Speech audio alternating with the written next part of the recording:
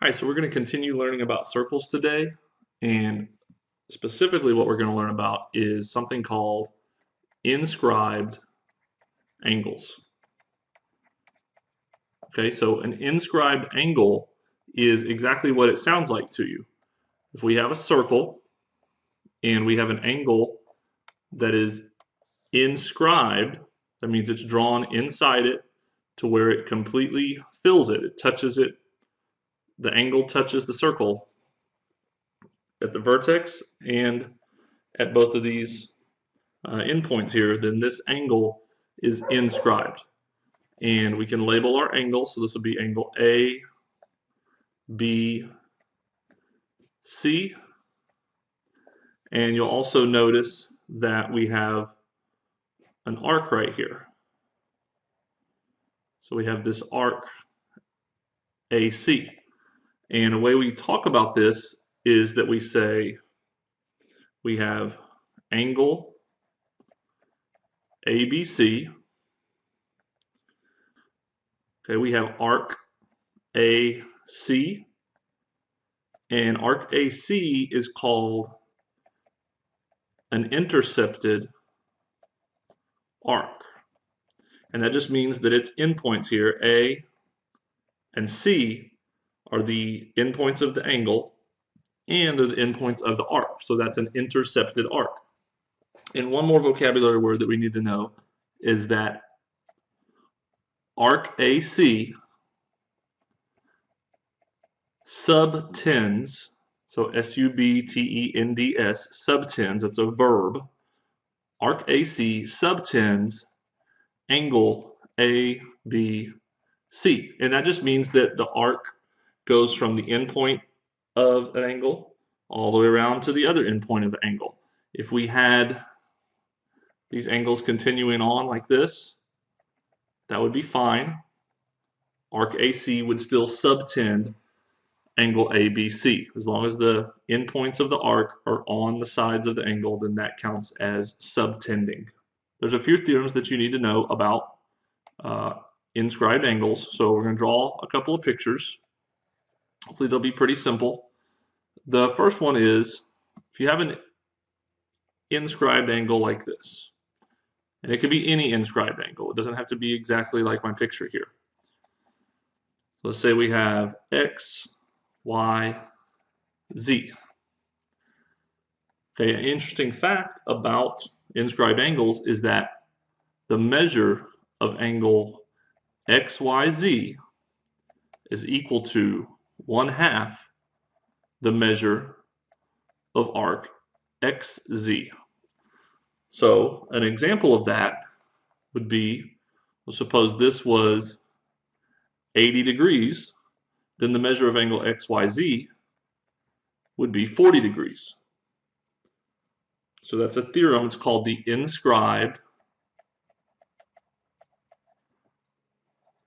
angle theorem.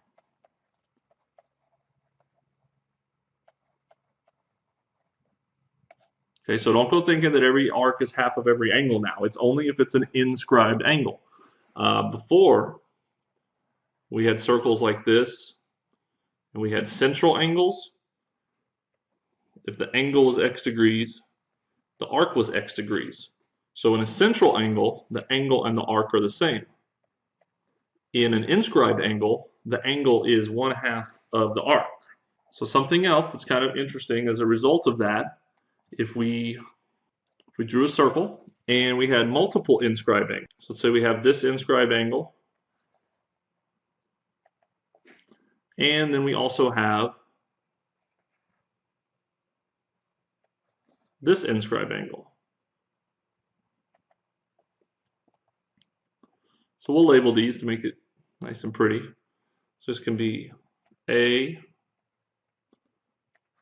B, C, and then this point over here can be D. So hopefully you can see that angle ABC, that's the green one,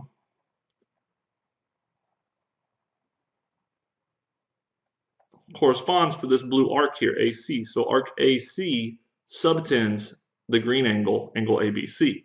But arc AC also subtends the red angle, angle ADC.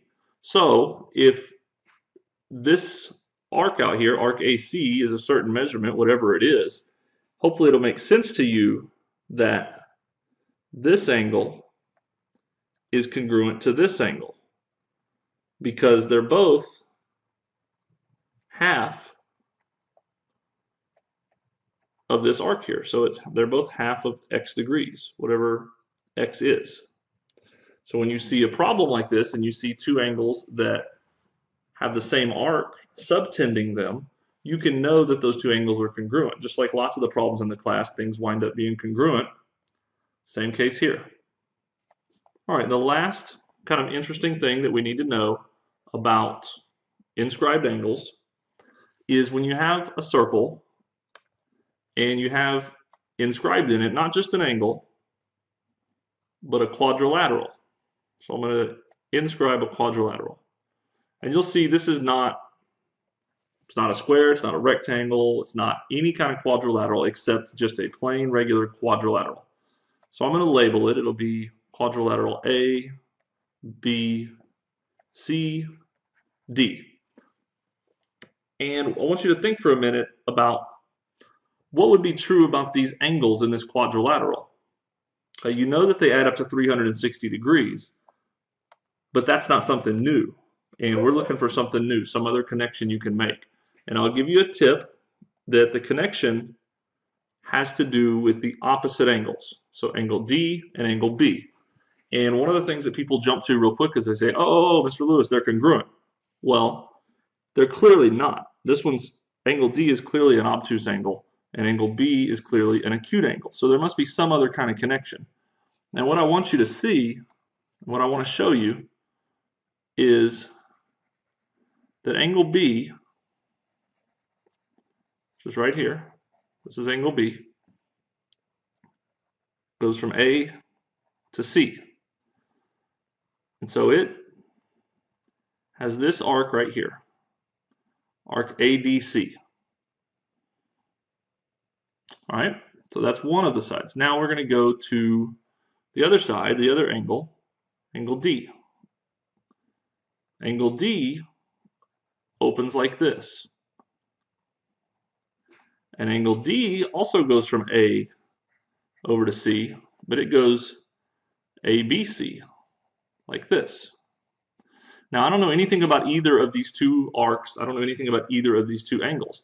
But I do know that the measure of arc ADC plus the measure of arc ABC has to equal 360 degrees, right? That the measure of angle B equals 1/2 the measure of arc ADC. And I know that the measure of angle D equals 1/2 the measure, that should be an arc right there, angle D equals 1/2 the measure of arc ABC. So try to make these nice and curved. I did a pretty sloppy job there. But nice and curved so I know that it's an arc. Now, hopefully you see that connection. So if I change, if I want to take, so I have these 1/2 of the arc measures. Well, that's easy enough to do to this, right? I could multiply this by 1/2, right? And then I would get 1/2 the measure of arc ADC plus 1/2 the measure of arc ABC equals, and if I multiply both sides by one side by 1/2, I have to do both sides. So 1/2 of 360 is 180. And I just said that 1/2 of the measure of arc ADC is the measure of angle B. And I said that 1/2 of the measure of arc ABC is the measure of angle D, and that equals 180. So angle B and angle D are supplementary. Okay, and that's a theorem that you need to know. And to put it in just plain English, nice and simple, we say that opposite angles in an inscribed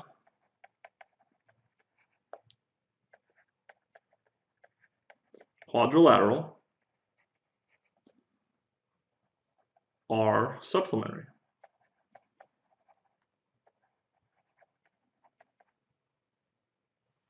Okay, so you have opposite angles, inscribed quadrilateral, they're supplementary. So angle D and angle B are supplementary, and angle A and angle C are supplementary.